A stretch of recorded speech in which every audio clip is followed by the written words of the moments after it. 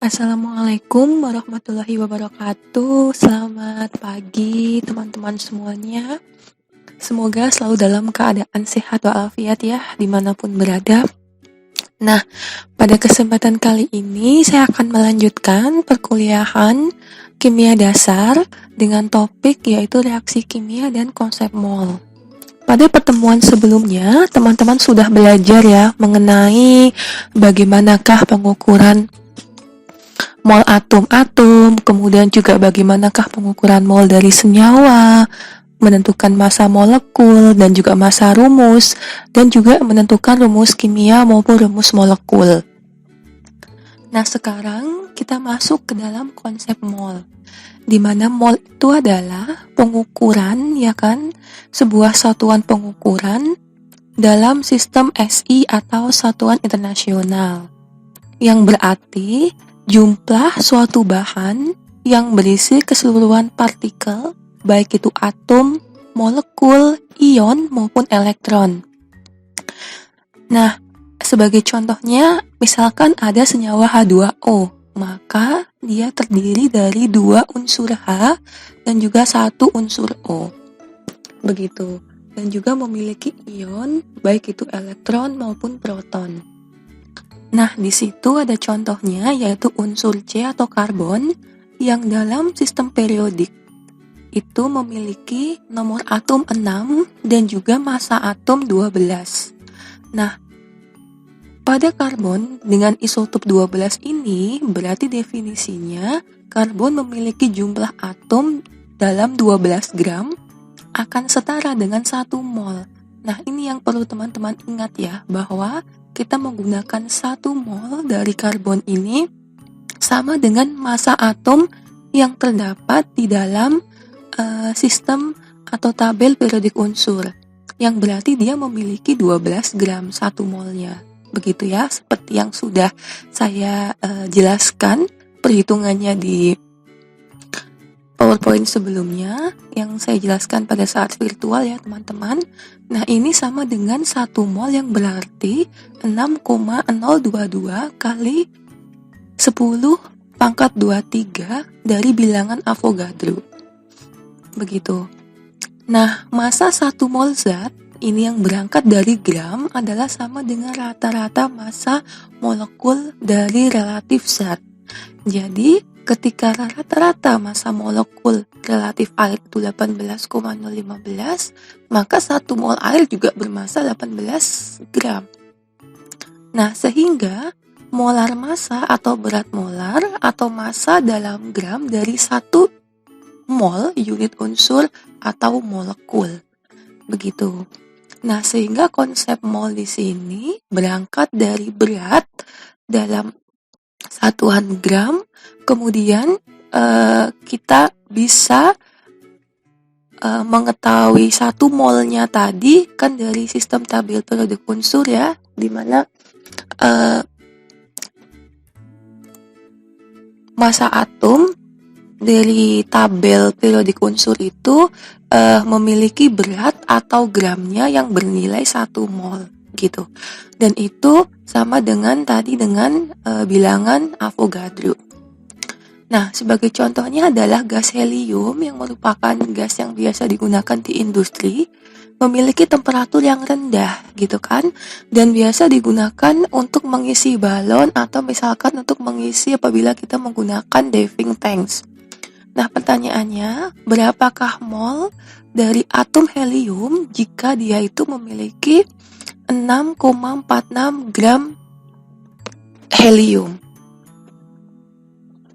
Nah, berarti kita paham ya bahwa mol tadi adalah gram gitu kan, dibagi dengan mr-nya gitu kan. Nah, berarti di situ jelas bahwa gram atau berat sesungguhnya dari helium itu adalah 6,46, tinggal dibagikan dengan massa atom dari helium berapa? Adalah 4,00 ya, yang ada di tabel periodik unsur. Begitu. Nah, contoh yang lain adalah seng, di mana dia merupakan logam yang biasa digunakan untuk plating iron atau untuk menghindari dari korupsi yang memiliki molnya 0,356 gitu. Nah, kemudian berapa gramnya? Ya berarti di situ kita menggunakan massa atom berapa? 65,38. Sehingga mol sama dengan gram dibagi dengan massa atomnya. Nah, konsep mol atau massa molekul itu sama dengan berat molekul atau sama dengan massa molar.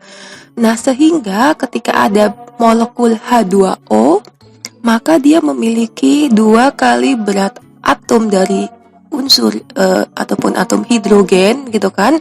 Karena kita sepakat ya bahwa koefisien atau yang melekat, angka yang melekat pada suatu atom itu sama dengan molnya gitu kan, atau sama dengan koefisiennya ditambahkan dengan 1 kali berat atom dari oksigen.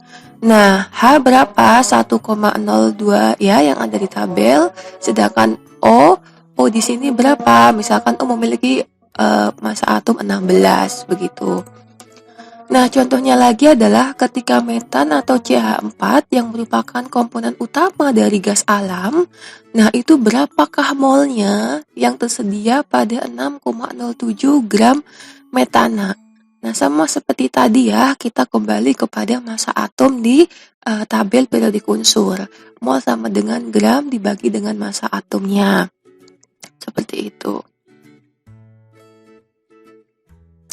Nah, kemudian contoh yang lain, berapakah atom hidrogen yang tersedia pada 25,6 gram urea gitu kan, yang digunakan untuk pupuk, kemudian makanan animal maupun digunakan untuk polimer di manufaktur gitu. Dimana diketahui di situ adalah massa molarnya dari urea adalah 60,06 gram. Nah, ini caranya adalah seperti yang pada PowerPoint sebelumnya ya, di mana kita menggunakan perbandingan 1 molnya, baik itu dari masing-masing dari urea di sini. Gitu kan? Itu senilai dengan berapa massa atom di tabel periodik unsur, seperti yang saya jelaskan sebelumnya. Mohon maaf. Nah, selanjutnya untuk persen massa unsur dalam senyawa itu kalau ada unsur A, maka prosentasenya berapa? Berarti massa unsur A itu dibagi dengan massa total gitu. Jadi massa molarnya dibagi massa total dikalikan 100%. Nah, contohnya bagaimana? Contohnya ketika di situ ada senyawa H2O.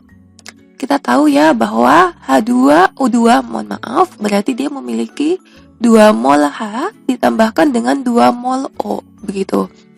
Nah, bagaimanakah fraksi massa A dalam campuran? Berarti dari massa molar A, kita tahu berarti 2 kali berat atomnya gitu kan. Dari H berarti 1,008 dibagi dengan massa molekul atau berat rumus dari H2O2 ini di tabel periodik unsur ya. Jadi ada 34,02. Jadi bagaimana Ibu? Jadi tinggal membagikan saja ya 2 kali 1,008 dibagi berat rumus dari H2O2. Nah, yang oksigen juga begitu. Berarti bagaimana O-nya di situ adalah 2 dikalikan dengan 16 dibagi berat rumusnya juga. Jadi ketika ditotal untuk hidrogen maupun oksigen dari masing-masing fraksi ini memiliki total keseluruhan yaitu 100% prosentasenya. Nah, selanjutnya di situ ada fosforik acid atau H3PO4 yang memiliki sifat tidak berbau, kemudian dia liquid yang digunakan untuk deterjen, untuk pupuk, untuk pasta, odol gitu ya. Nah, kita sudah sepakat ya bahwa H3PO4 itu berarti dia memiliki berapa? 3 mol dari atom H atau unsur H, kemudian ditambah dengan 1 mol dari P dan 4 mol dari O. Nah, ini yang teman-teman ketahui, ini bukan di total ya, bukan 9 mol H3PO4 gitu kan, bukan maaf 8, bukan ya. Bukan total dari masing-masing unsur, tapi berapa 1 mol dari H3PO4? Ya 1 mol gitu kan. 1 mol H3PO4 sama dengan 3 mol H ditambah 1 mol P dan 4 mol O. Nah, ini merupakan tabel periodik unsur dari golongan 1A gitu kan. Nah, yang perlu teman-teman ingat di sini, ini adalah massa atom dari masing-masing unsur ya, yang biasa kita gunakan untuk kita menghitung mol gitu. Misalkan di situ ada Fe, iron atau besi, dia memiliki massa atom berapa? 55,84. Nah, ini yang sering kita gunakan tadi ya. Kita berangkat bahwa 1 gram bahwa beratnya dari 1 mol suatu unsur itu nilai aslinya itu sama dengan di tabel periodik. Nah, selanjutnya kita ingat bahwa hukum kekekalan massa itu adalah dalam suatu reaksi kimia di mana atom-atom tidak dapat diciptakan maupun dimusnahkan. Jadi mass balance dari reaktan itu sama dengan di produknya. Sehingga semua atom yang terdapat pada reaktan itu harus sama dengan di produknya. Nah, ini sama dengan kalau kita menyetarakan di persamaan reaksi juga ya, gitu. Jadi muatan totalnya juga harus sama antara di sebelah kiri dari anak panah sama dengan di sebelah kanan anak panah. Nah, contohnya adalah di situ ada reaktan senyawa karbon monoksida atau CO ditambahkan dengan O2 menjadi 2CO2 ya teman-teman. Berarti reaktannya apa? Di situ ada 2 senyawa CO gitu kan, ditambahkan dengan 1 mol O2 gitu ya, atau 2 mol CO tambah 1 mol O2 gitu kan. Nah, itu sama dengan 2 mol dari CO2. Nah, teman-teman bisa hitung ya, unsur C memiliki jumlah yang sama di antara di sebelah kiri dan sebelah kanan. Jadi akan sama atomnya, akan sama molekulnya di antara reaktan dan di produk. Yang HGO juga begitu, yang memiliki sifat solid, kemudian hasil produknya apa? Yaitu 2 dari atom Hg yang bersifat liquid ditambahkan dengan gas O2 gitu. Nah, selanjutnya contoh yang lain adalah ketika ada 2H2 ditambahkan O2 menjadi 2H2O ya teman-teman. Nah, berarti di situ ada 2 mol unsur H2. Ingat H2 itu udah 2 ya, sehingga harus dikalikan 2 kali 1,02 gitu kan. Sehingga di situ ketemu 2,02 dikalikan dengan jumlah molnya kali 2 ya, berarti ketemu 4,04. Nah, untuk O2 berarti sama juga, 16 dikalikan 2. Jadi di reaktan ada 36,04 gram dan di produk juga sama. Dan ingat, ini belum konservasi dalam mol ya, tapi ini masih dalam massa. Masih dalam berat massa atom atau berat rumusnya di periodik unsur. Nah, sekarang kita masuk ke persamaan reaksi. Nah, kenapa kita harus menyusun persamaan reaksi gitu ya? Karena dalam merencanakan suatu eksperimen, maka persamaan reaksi ini memungkinkan kita menetapkan hubungan kuantitatif yang terjadi di antara reaktan dan hasil reaksi. Sehingga persamaan reaksi itu harus setimbang teman-teman. Yang berarti mengikuti ya hukum konservasi massa tadi yang sudah saya jelaskan. Di mana harus ada mass balance antara di sebelah kiri anak panah dan di sebelah kanan, sehingga jumlah setiap macam atom itu pasti sama dengan berat yang sama. Begitu. Nah, bagaimanakah cara menyetarakan persamaan reaksi? Sehingga teman-teman harus menuliskan persamaan reaksi yang belum setara. Gitu. Jadi perhatikan rumus molekulnya, dan di sini teman-teman tidak boleh mengubah rumus molekul. Contohnya adalah di situ ada H2O2, tidak boleh diubah menjadi H2O3. Yang boleh kita ubah hanyalah koefisiennya gitu. Hanyalah kita menyesuaikan koefisien yang dijumpai pada rumus bangun reaktan di reaktannya. Kemudian hasil reaksinya itu harus sama gitu ya, sehingga diperoleh jumlah setiap macam atom pada reaktan dan produk itu sama. Contohnya ketika ada asam klorida ditambahkan dengan ke dalam larutan natrium karbonat dan hasilnya adalah gas CO2. Yang terlihat adanya gelembung yang keluar dari campuran itu, di mana asam klorida itu berbentuk liquid gitu ya, sedangkan atau aqueous ya, sedangkan dari natrium karbonat itu berbentuk serbuk dan dia menghasilkan hasil berupa gas CO2 ketika 2 senyawa ini dicampurkan.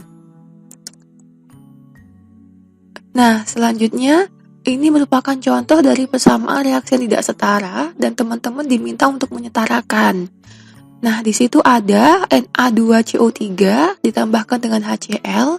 Nah, hasilnya adalah NaCl, H2O, dan CO2. Nah, bagaimana Ibu caranya menyamakan reaksinya? Nah, teman-teman lihat di situ, di reaktan ada dua atom Na, gitu kan?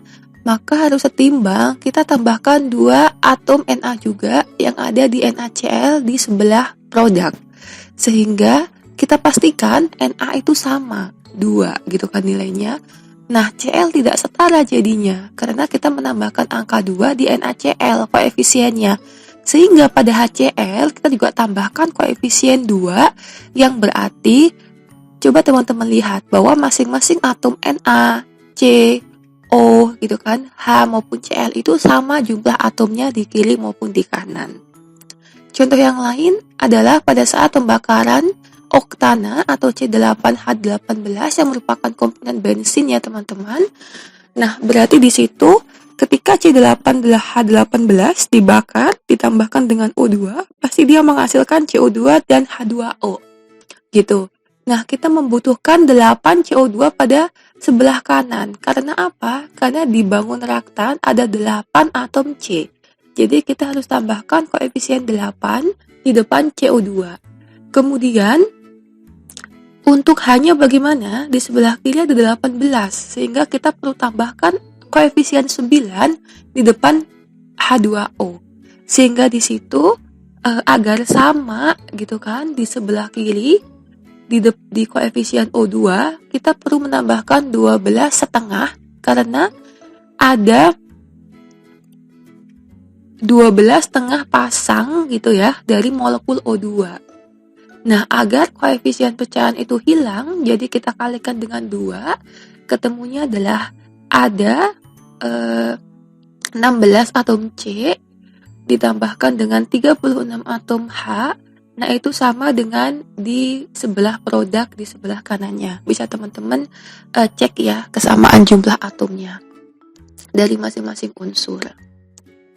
Nah, kemudian ini adalah contoh perhitungan persamaan reaksi di mana ada pembakaran etanol atau C2H5OH yang merupakan alkohol ketika dicampur dengan bensin dalam bahan bakar yang disebut dengan gasohol. Jadi teman-teman, kita ingat ya bahwa satu molekul C2H5OH ditambahkan dengan 3 molekul O2 dari persamaan reaksi itu kan dia sudah setara. Nah, itu definisinya adalah berarti penjumlahan dari masing-masing molekul gitu ya, dari senyawanya itu sama dengan 2 molekul dari CO2 tambah 3 molekul dari H2O. Sehingga di situ kita sepakat ya bahwa perbandingan antara atom suatu unsur yang digunakan untuk membentuk suatu senyawa itu sama dengan perbandingan jumlah molekul atom yang digunakan. Jadi atom sama dengan perbandingan molekulnya. Gitu ya teman-teman. Nah, perbandingan antara molekul yang bereaksi atau yang terbentuk sama dengan antara perbandingan mol dari zat tersebut. Dan kemudian 3 molekul O2 itu juga sama dengan 3 mol O2 gitu ya. 1 molekul C2H5OH itu sama dengan 1 mol C2H5OH. Seperti itu ya teman-teman. Nah, bagaimanakah apabila kita membutuhkan 2 mol gitu ya, atau 2 molekul etana yang dibakar, berarti tinggal dikalikan aja semuanya. Jadi ada 2 mol C2H5OH, kemudian 3 mol OH atau 3 molekul O2 ya, tinggal dikalikan dengan 2. Kemudian CO2 juga dikalikan dengan 2 dan juga H2O juga dikalikan dengan 2. Ini mengikuti hukum tentang perbandingan berganda itu ya, bahwa kita akan kembali kepada bentuk dasarnya gitu yang di kuliah sebelumnya. Nah, ini adalah menggunakan persamaan reaksi untuk perhitungan mol yang ikut dalam reaksi. Nah, koefisien dalam suatu persamaan reaksi adalah suatu perbandingan di mana molekul suatu zat yang bereaksi itu dengan molekul zat yang berbeda membentuk suatu zat lain. Maksudnya di sini adalah contohnya ketika Pertanyaannya, berapakah mol oksigen yang dibutuhkan untuk pembakaran 1,8 mol C2H5OH gitu kan? Jika persamaan reaksinya adalah C2H5OH ditambahkan 3O2 itu menjadi 2CO2 dan 3H2O. Nah, persamaan reaksi ini sudah setara gitu kan? Nah, kemudian apabila kita untuk mengetahui berapakah mol oksigen, berarti kita kembali kepada perbandingan mol, di mana di situ ada 1 mol C2H5OH itu yang pada di persamaan reaksi itu sama dengan 3 mol O2-nya. Sehingga kita tahu di situ bahwa 1 mol C2H5OH itu sama dengan 1,8. Nah, berapakah ketika ada 3 mol O2? Berarti tinggal kita menggunakan perbandingan di situ, yaitu 3 mol O2 dikalikan dengan 1,8 mol C2H5OH. Nah, pertanyaan yang kedua adalah berapakah mol CO2 yang terbentuk jika 0,274 mol C2H5OH ini dibakar. Nah, jadi kita tahu dari persamaan reaksi ya, sama dengan soal sebelumnya bahwa 1 mol C2H5OH itu sama dengan 2 mol CO gitu kan. Nah, berarti di situ berapakah dari mol CO2 yang sebenarnya? Berarti kita berangkat dari perbandingan mol dari perbandingan koefisiennya atau perbandingan molekul dari persamaan reaksi dari masing-masing CO2 dan C2H5OH dikalikan dengan berat mol aslinya dari C2H5OH. Jadi ketemu 0,548 mol CO2. Nah, selanjutnya adalah menggunakan persamaan reaksi untuk perhitungan dalam gram. Nah, dalam suatu percobaan dalam laboratorium, kita biasanya menggunakan zat yang sangat sedikit ya, karena kita berangkat dari gram, gitu. Sehingga satuan laboratorium itu adalah gram. Misalnya, berapakah gram suatu reaktan yang dibutuhkan untuk direaksikan dengan reaktan lain, gitu kan, yang masing-masing kita ketahui beratnya. Dan kemudian, produknya apa, itu juga kita ketahui kan beratnya. Nah, sebagai contohnya adalah ketika aluminium bereaksi dengan oksigen membentuk aluminium oksida atau Al2O3 yang dapat melindungi aluminium dari proses perkaratan. Nah, reaksinya di situ adalah yang sudah setara 4Al ditambahkan dengan 3 molekul O2 atau 3 mol O2 sama dengan 2Al2O3. Nah, berapakah gram O2-nya yang dapat bereaksi dengan 0,3 mol Al gitu kan? Nah, berarti bagaimana caranya? Nah, di situ kita tahu bahwa mol Al tidak ada hubungannya dengan gram O2. Tapi ketika persamaan sudah ekuivalen atau sudah sama, maka akan ada hubungan mol Al dengan mol O2, yaitu 4 mol Al sama dengan 3 mol O2. Sehingga yang pertama kita harus mengubah mol O2-nya ini ke dalam bentuk gram dulu, gitu. Bagaimana caranya, gitu kan? Jadi kita berangkat dari perbandingan mol awalnya, di mana 1 mol O2 itu sama dengan 32 gram O2 gitu. Nah, berarti di situ kita memasukkan perbandingannya adalah 3 mol O2 per 4 mol Al gitu kan, karena apa di situ? Karena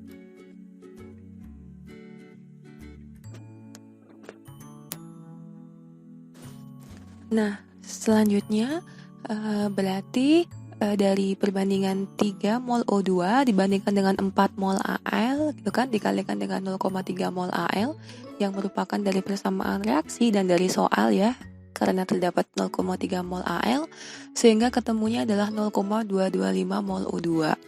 Dan kemudian dari mol O2 ini diubah gramnya. Bagaimana caranya? Berarti kita tahu ya bahwa 1 mol O2 itu sama dengan 32 gram O2 gitu. Nah, apabila ada 0,225 mol O2, berarti berapa gram O2-nya? Ya di situ ketemu 7,2 gram O2. Atau ketika teman-teman menggabungkan persamaan reaksinya dari awal gitu kan. Jadi dari 3 mol O2 dibandingkan dengan 4 mol Al yang dikalikan dengan 0,3 mol Al tadi dikalikan dengan 32 gram O2 per 1 mol O2 sehingga di situ ketemu 7,2 gram O2 untuk dapat bereaksi dengan 0,3 mol Al.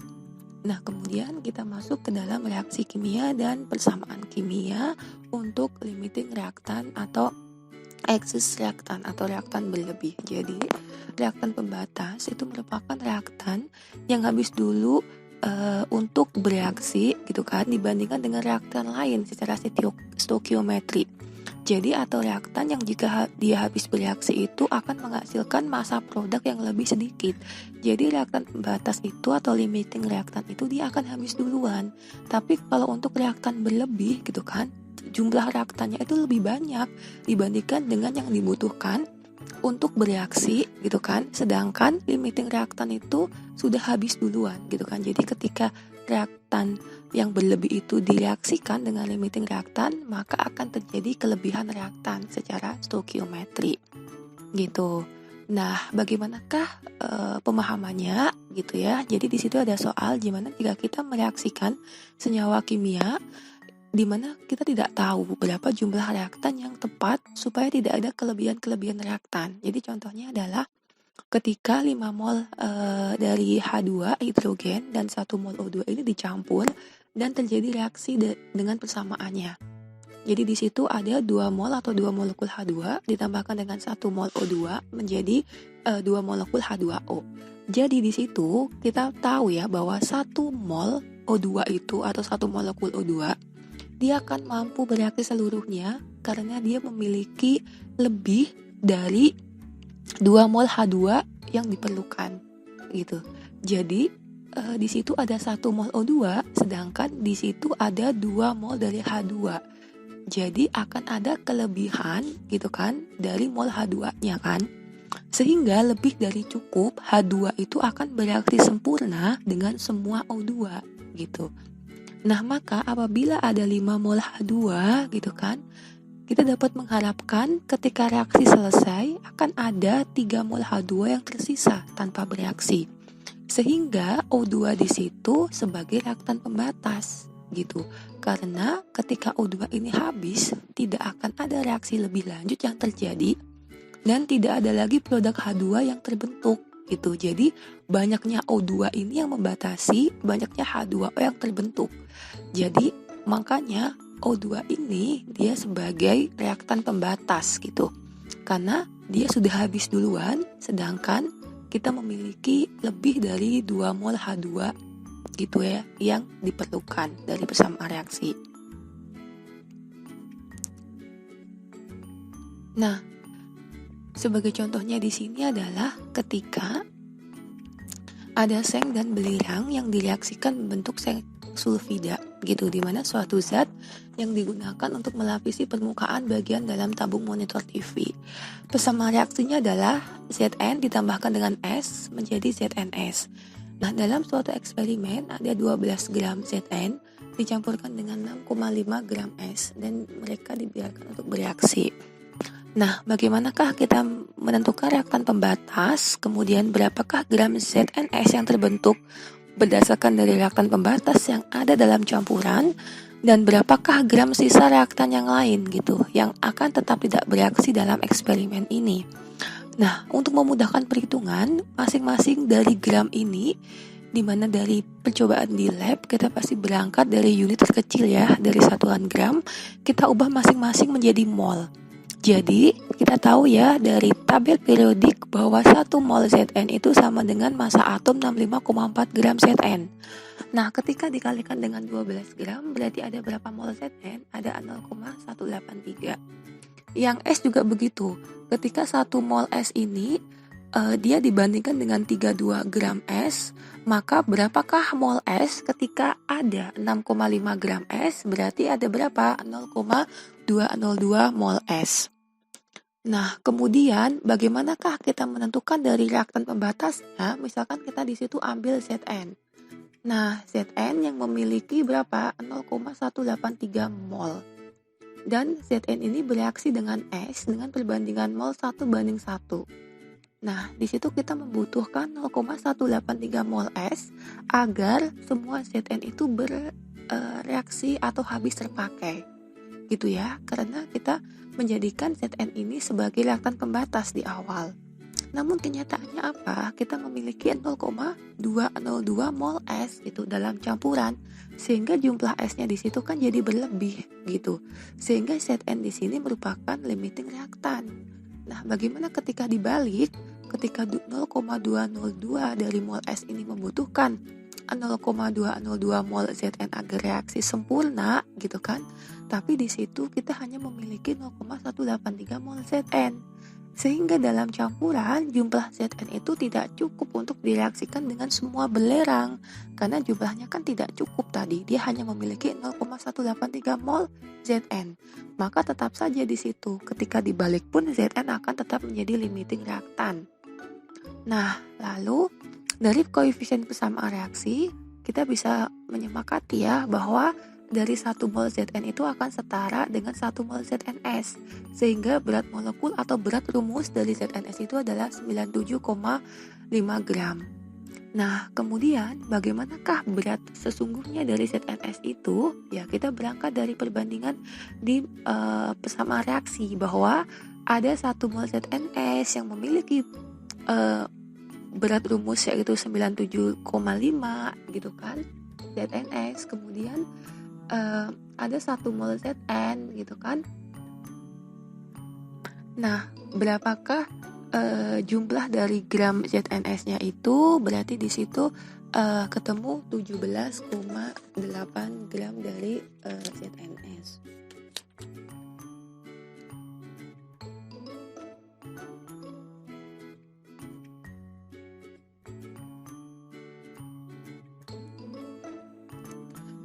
Nah, pertanyaan selanjutnya adalah berapakah jumlah sisa belerang adalah perbedaan jumlah es yang semula tersedia ada 0,202 mol es gitu kan dengan jumlah belerang yang direaksikan dengan Zn yaitu 0,183. Berarti sisanya berapa? Ada 0,019 mol es. Dan kemudian berapakah gram sisanya itu? Ya berarti tinggal kita mengubah 0,0 dari 19 mol es ini gitu ya, dikalikan dengan 1 mol es yang memiliki 32,1 dari massa atom dari gram es, sehingga berapakah ketika dibutuhkan 0,019 mol? Ya berarti jawabannya adalah 0,61 gram es.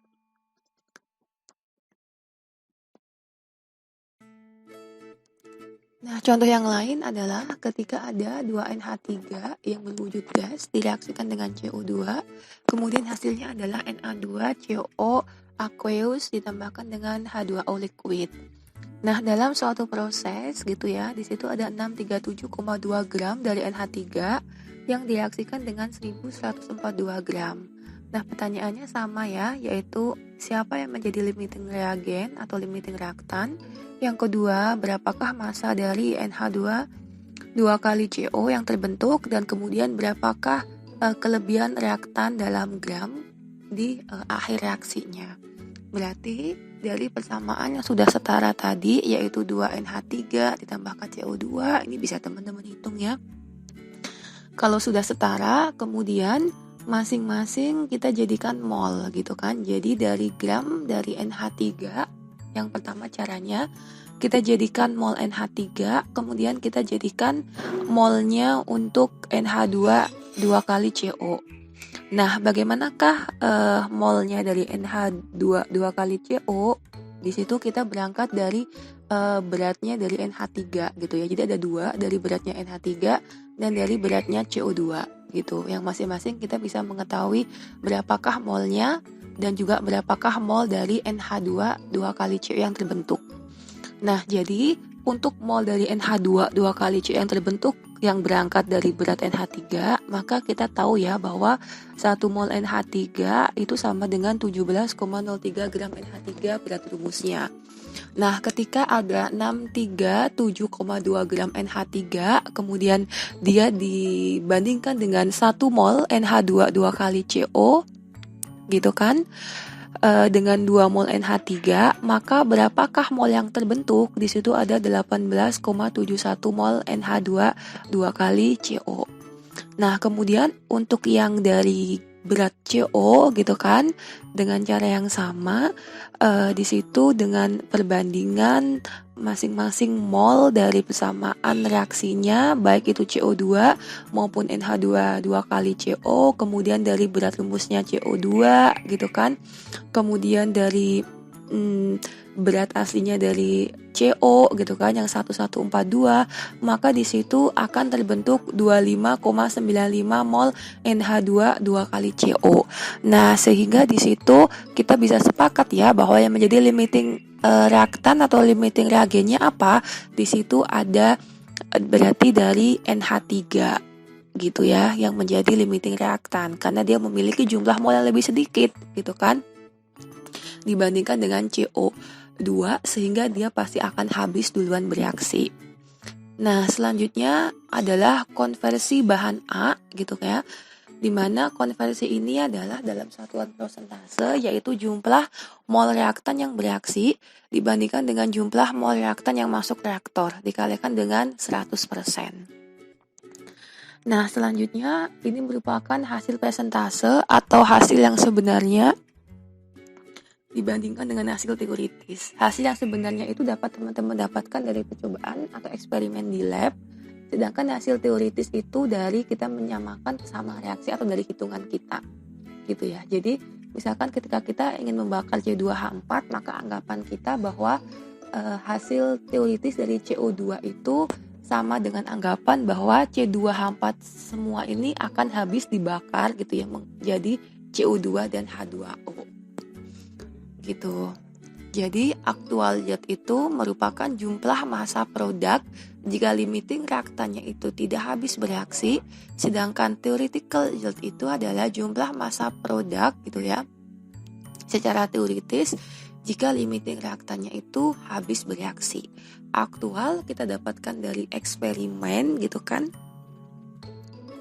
sedangkan dari teoritis tadi kita dapatkan jika limiting reaktannya itu habis bereaksi ya, dari perhitungan secara teoritis. Nah, sebagai contohnya di situ ada soal di mana ketika TiCl4 direaksikan dengan Mg gitu, dia menghasilkan Ti dalam bentuk solid ditambahkan 2 MgCl2. Nah, berapakah hasil teoritis dari Ti dalam bentuk gram dan juga berapakah hasil yang sesungguhnya gitu ya, jika 7,91 kali 10 pangkat 6 Ti ini didapatkan. Caranya bagaimana? Caranya di situ kita menyetarakan persamaan itu secara setara dan ekuivalen. Kemudian kita mengetahui di situ bahwa limiting reagen gitu ya dari 3,54 gram TiCl4 itu bereaksi dengan 1,13 10 pangkat 7 gram Mg. Nah, di situ berarti kita berangkat dari gram, beratnya dari TiCl4 dan juga beratnya dari Mg gitu, untuk mengetahui berapakah limiting reagennya gitu ya. Nah, kemudian di situ kita tahu bahwa dari perhitungan untuk mendapatkan mol Ti gitu ya dari gram TiCl4, di mana caranya sama, kita menyamakan perbandingan dari 1 mol TiCl4 itu senilai dengan 189,7 gram atau berat rumusnya. Kemudian kita kalikan dengan perbandingan 1 mol Ci itu sama dengan 1 mol TiCl4, dan kita kalikan dengan berat sesungguhnya dari TiCl4 yang ada di soal, sehingga ketemu molnya Ti itu adalah 1,87 kali 10 pangkat 5 mol Ti. Sedangkan di persamaan selanjutnya ketika kita berangkat dari berat magnesium Mg, maka di situ kita ketemunya untuk mol Ti itu adalah 2,32 kali 10 pangkat 5. Sehingga berapakah limiting reagennya? Yang paling sedikit nilai Ti-nya itu adalah pada 1,87 kali 10 pangkat 5 mol Ti. Sehingga di situ yang menjadi limiting reagen adalah yang berangkat dari berat TiCl4 kan gitu, karena mol Ti yang dihasilkan dengan basis Ti adalah yield aktual atau pada kondisi yang sebenarnya gitu. Nah, sehingga TICL 4 itu sebagai limiting reagen, maka prosentase yieldnya itu adalah dari hasil aktual dibandingkan dengan teoritisnya. Gitu. Teoritisnya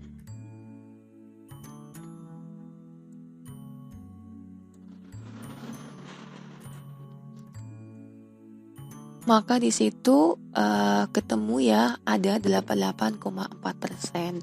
Nah, sekian kuliah tentang reaksi kimia dan juga konsep mol. Semoga bermanfaat bagi teman-teman dan silahkan juga untuk dikerjakan latihan soalnya. Terima kasih. Selamat pagi. Wassalamualaikum warahmatullahi wabarakatuh.